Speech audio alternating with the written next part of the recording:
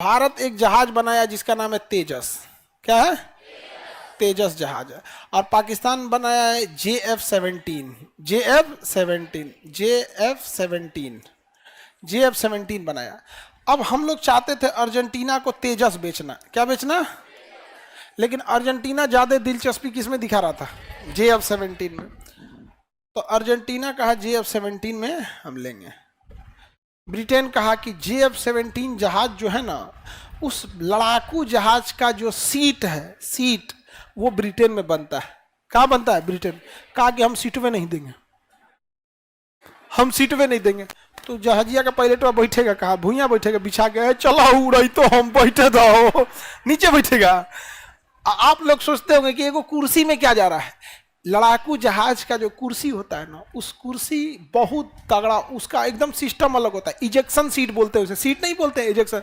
उसी में oxygen mask रहता है, यहाँ से खींच के ऑक्सीजन लगा लेता है, सारा कंट्रोल उसी में रहता है। और उसके नीचे एक इंजन होता है, रॉकेट लगा होता है। इनकेस अगर जहाज के ऊपर कोई हमला हो जाए, गोली चल जाए या इंजन बंद हो जाए, मिसाइल से हमला हो जाए, तो जहाजिया में बैठ के मरेगा थोड़ी ना। उसके नीचे एगो इजेक्शन सीट होता है, धड़ाक से खींचेगा ना उसको, तो उसके ऊपर से ना तोड़ देगा, जो कॉकपिट होता है उसको तोड़ देगा। और ये 100 फीट ऊपर ले जाएगा इसको, 100 फीट ऊपर बहुत स्पीड से। और उसके बाद उसमें से पैराशूट खुल जाएगा, और पैराशूट खुलने के बाद वो नीचे उतरेगा आराम से। इजेक्शन सूट इतना तगड़ा होता है यहाँ पर, समझ में? नहीं तो ऐसे सोचेगा पायलट है, जहाज गिर रहा है, हम कूद जाए, कूदेगा तो उसके पीछे का जो बॉडी पार्ट आ रहा है वही उसको मार डालेगा या इंजन खींच लेगा। तो इजेक्शन सूट बहुत जरूरी होता है। और इजेक्शन सूट चाइना भी बनाया है। तो पाकिस्तान कहा, अर्जेंटीना कहा कि नहीं, हमको ब्रिटेन वाला इजेक्शन सीट नहीं चाहिए। तो चाइना कहा कि हम बना के दे देते हैं तुमको सीट। तो चाइना ने सीट दिया। तो उसको ट्रायल किया गया इमरजेंसी में। खुलिए नहीं रहा था वो खुलिए ने खींच रहा है। अरे खुलियो नहीं सोच रहा है जहाज से कूदना, खुलिए नहीं रहा है वहां से। आप बताइए कूदेगा कैसे पायलट? तो कहा ना हम तेजस खरीद दो। कौन खरीदेंगे? तेजस। तो हो गया। ऐसा खुश मत होइए, हम लोग भी अपना इजेक्शन सूट रूस से खरीद के मंगाते हैं। हम लोग के यहाँ इंजीनियर से टेस्टर बना रहा है, सब बिजली का टेस्टर, पंखा का ब्लेड, नहीं समझ में आएगा। और कौन चीज बना रहा है सब। तुम मेडिकल इक्विपमेंट का तुम देखो, कौन सा भारत का इंजीनियर बना रहा है सब।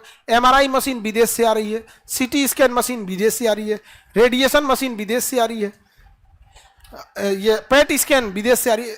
जितना भी अब देखो, रेडिएशन 16 करोड़ की है, MRI 6 करोड़ की है, पेट स्कैन 7 करोड़ की है, ये CT स्कैन 3 करोड़ की है।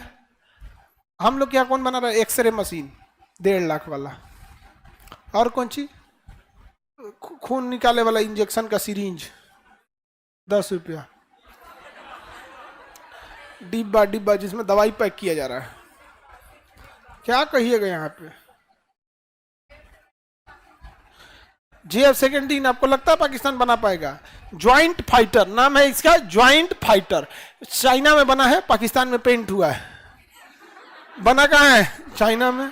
अब पेंट कहाँ हुआ है? उस पर हरिया रंग का पेंट कर दिया है। नाम क्या रखा? JF-17 इसका। और JF-17 अगर चाइना में बनाए तो दोनों यूज करे, चाइना यूज नहीं करता है।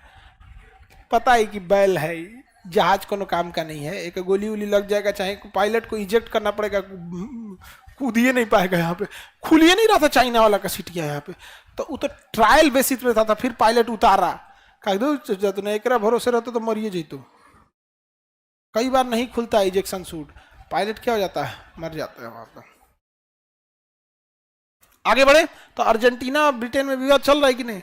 अब समझ में आत्मनिर्भर होना कितना जरूरी है। आज पाकिस्तान आत्मनिर्भर होता अपने चीज पे तो उसकी इकोनॉमी में कितना फायदा होता है। जहाज खरीद के ले जाता सब वहां पे, लेकिन नहीं खरीद पाया यहाँ पे अर्जेंटीना। वहां पे तो चाइना कराएंगे, हम बढ़िया बना के देंगे, एकदम बढ़िया।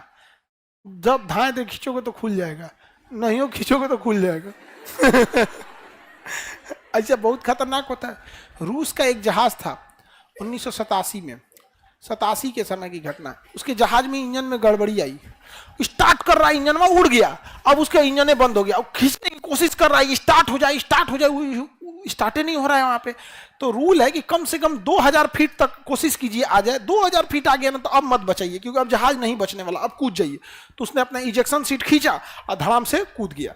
और जैसे कूदा ना तो इंजनवा स्टार्ट हो गया जहाजिया का।